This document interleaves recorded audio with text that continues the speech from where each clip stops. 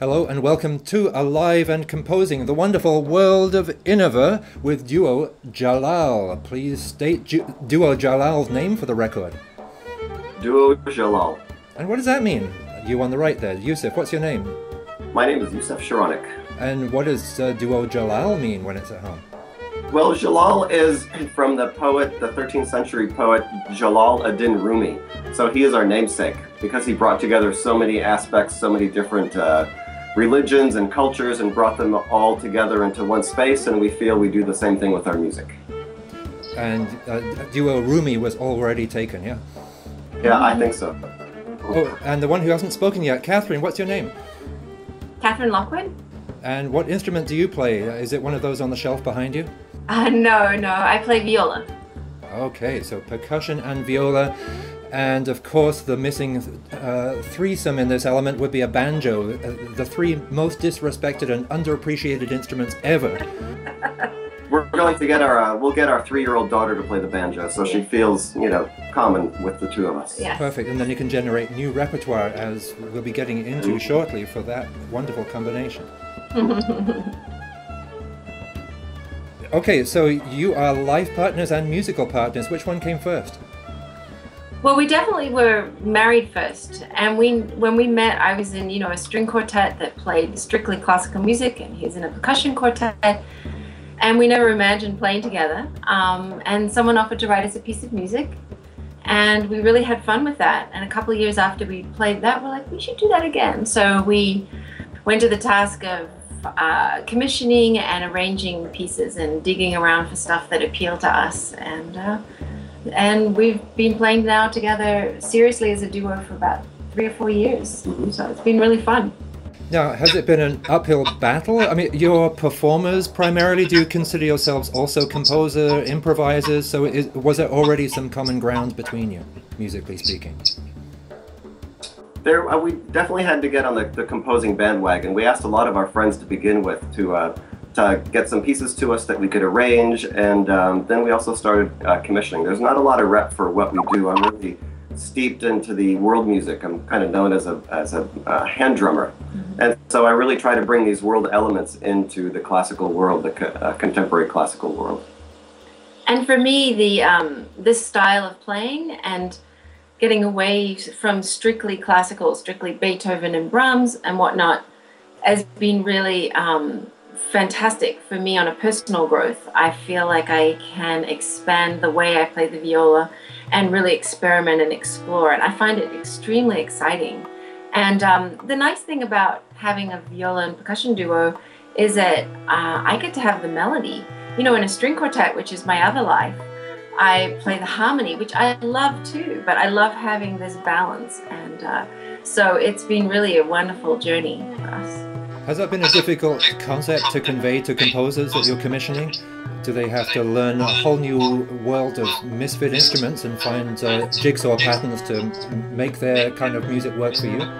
That's a good question. It really depends on the composers. Some composers know exactly what they want to do, and other composers will get some advice. Kenji Bunch was a composer in particular that we met just at a dinner party, and he started to ask a bunch of questions about the cajon and frame drums and doumbek, so he was already interested in these, and he ended up writing for them. We have a new commission by Lev Zhurban, aka Leova, and he wrote for instruments that we haven't used so far, such as kalimba, which is the thumb piano. So one of the movements is thumb piano and viola. So it changes from composer to composer. Has anyone been perspicacious enough to have you, Yousif, play the melody and you, Kathryn, play the rhythm? Yeah, in the one of our first commissions by Glenn Velez, it was definitely in that vein where I felt like I was sort of background supporting vocal atmosphere in a way. And even though my part alone had a certain melodic quality to it, really the entire focus of that particular piece is Yousif. Yeah, not strictly me. Do you mean like tapping the viola or doing something like that, or? Oh, for instance, yeah, I mean, the subtitle of your CD that we'll get around to eventually is Rhythm and Melody, a Conversation. And sometimes conversations go both ways, and so I wondered if anyone had been obtuse enough to switch everything upside down. Not totally upside down, but that's a good idea. Yeah.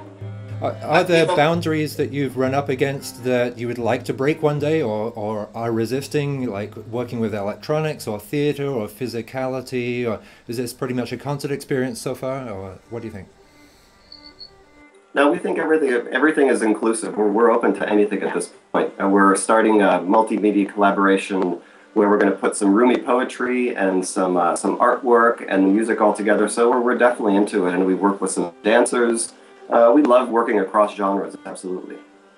Would you consider dancing yourself if a choreographer chose to put some moves on you?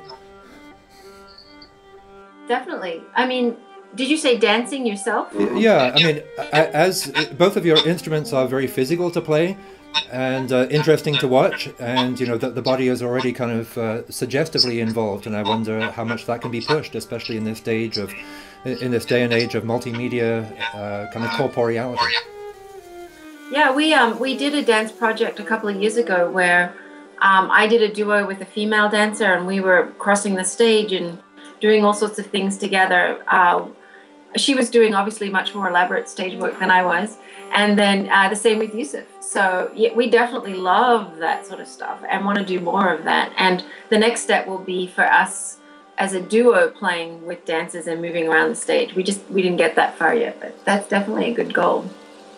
Now, I suspect you travel a lot on tours and perform. Do you have a special kind of place in the world that seems to be home for you, or you just love to go back to and recharges your batteries? We feel at home wherever we are. I mean, really, you know, it just depends if the audience is very warm and receptive, which they usually are. We really feel comfortable. And we played, you know, throughout the United States. We played in Brazil this summer, and the audience was just so warm, and everyone was so beautiful. We just, you know, we felt at home. We've played in Australia around Kathryn's family, and you know, throughout different states in Australia, and it's, you know, I guess we never feel out of place, rather than, you know, one place feeling like home. Mm-hmm. Now, I normally ask this question of composers if they've had a particular moment in their lives that really changed their whole worldview about being an artist. Was there like a picture or a painting or a poem or an artwork or a performance that they were never the same again after experiencing that? Have you had that experience, and how has it changed your professional career subsequently? Well, I know when I was a teenager, I watched a video of Jacqueline Dupre playing the Elgar Cello Concerto. And I remember at that point just absolutely loving music and knowing that that's what I wanted to do. So that was definitely life-changing. And then, of course, since then, that's what I've been pursuing. But I remember that was a real turning point for me as a teenager. I would say for me, it goes back to when I was in fourth grade, when I know this is way before the professional career, but this still stands out to me that they brought in a group of musicians to show you the drums and the strings, brass, and I just saw what the drummer was doing, and I immediately knew that's what I wanted to do. And I went home and asked for lessons. So now when I go out and do some school concerts and I see these children, I think, you know, I still keep in mind that, you know, possibly that I might move somebody into enjoying and loving music as much as I do. What's been your professional career low point, other than this interview, of course? Was there a night when just everything went wrong? All of the skin snapped, all of the strings broke, and the dog was barking? I think low points come when you're just ill and you have to walk out on stage anyway, and you feel like you're gonna do something on stage and you just try everything but to not do that and get through the notes. Those are low points, but I don't remember when they were specifically. Yeah, I mean, I think, you know, as a professional musician, you have to show up to every concert and play, whether it's, you know, some low-level gig or high-level gig, and come with that same enthusiasm. So it's hard to say that there's, you know, it's a low point. Maybe before I was playing full-time and I was doing a full-time day job, I was unhappy. But, you know, things progress. They get better little by little.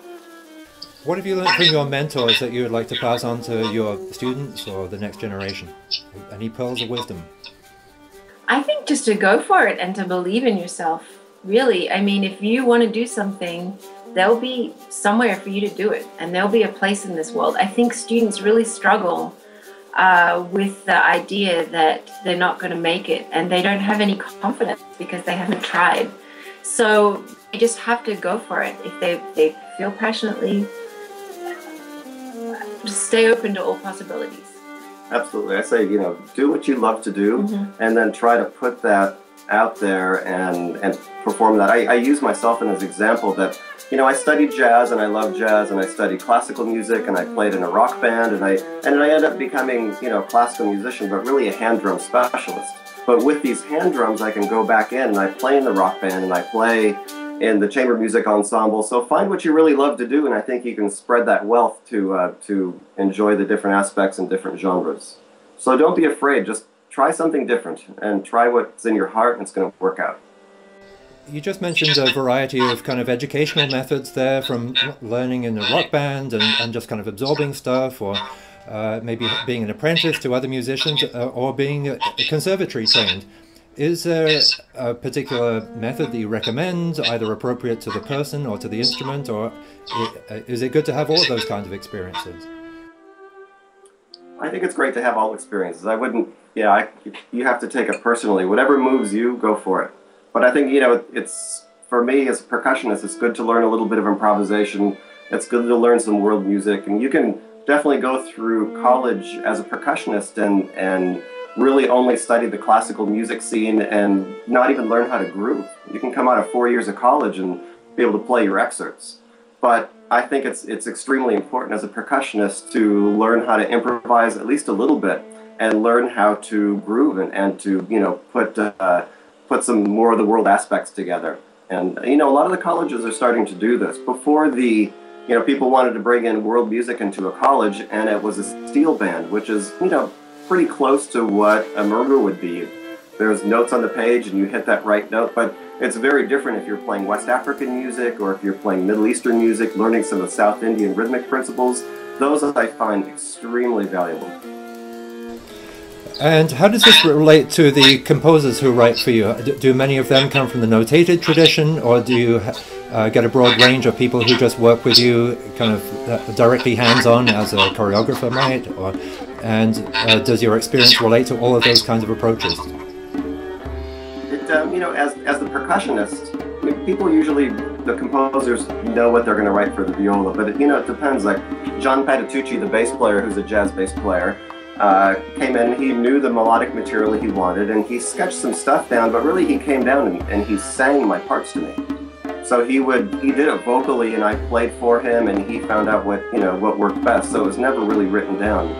And the opposite of that would be, Kathryn mentioned Glenn Velez, who was my frame drum teacher. He notated every single note, every finger that I was supposed to play, so it was extremely specific. So it really ranges from someone that's just going to give you no part or sing your part to you, to giving you absolutely everything that you're supposed to play as the percussionist. Do you know if these pieces that you've commissioned have now been taken up by other viola percussion duos? Oh, definitely. There's a lot of interest. Kenji's been constantly harassed to get his music published because we played it up at the Viola Congress, you know, a whole audience of violists, and they just loved it. And I know the first piece that was written for us by Inessa Zaretsky has also, she's been constantly asked for her music.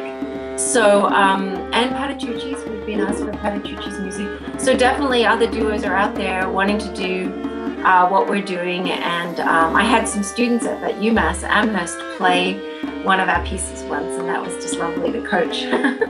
So. You know you're a success when iTunes and Amazon don't know how to categorize you, if you're world or classical or jazz or something else. So that brings us as a nice segue to your innova album, A Different World. How did you put all that together? Was that just your first and best pieces that you wanted to throw on, or was it a carefully programmed to introduce your whole breadth of what you can do so far? I would say it was a bit of a carefree program, but really that entire CD is works of friends and colleagues of ours, because that was the first thing we did. Is we asked some of our friends such as John Patitucci, will you write a piece for us? I had been played with Philip Glass for quite a while, so I asked him for a piece, so he sent a viola solo to us. We're friends with David Krakauer and played with him. So that was the first round, was to kind of gather our friends and forces to see if this would go any further. And everyone was so willing and so excited to bring music to us and to hear us play and work with us that it really motivated us to keep going. If we have a piece that is playing in the background right now to lead us out of this interview, is there a favorite one that you'd like to mention and describe the story of? My favorite is Jib Janine, which is the piece that Yousif wrote on this album. You're not just saying that, are you? No, I'm not just saying that. It's absolutely beautiful. And it is a piece that was motivated and inspired by melodies that his mother used to sing. And it has it just touches my heart every time I play it. I really enjoy it. And the audience, it's often the audience favorite also. So, and it's beautiful. Thank you. Okay, well, DuoJalal, thank you both very much for talking with us today, and we love your music and keep up the good work. Thanks a lot. Thanks for having us.